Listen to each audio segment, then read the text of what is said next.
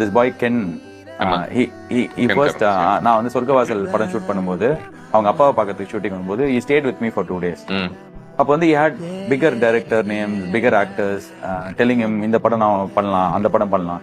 So 2 நாள் முடிச்சு போகும்போது சொன்னேன், சரி நாளைக்கு இவங்களாம் ஒன்று வச்சு பண்ணலனா, இதுக்கு நீ வெயிட் பண்ற ஓகே, இது நடக்கலன்னா அவன் பார்த்தான் அப்படியே, நீயே உனக்கு பண்ணிக்கோடா, இவன் பண்ணுவான் அவன் பண்ணுவானா, நம்ம வெயிட் பண்ணே தான் இருக்கணும், நீயே பண்ணிக்கோடா அப்படின்னா. ஒரு 6-8 மாசம் அவன் கூட இருந்து எனக்கு எந்த காலுமே வரல.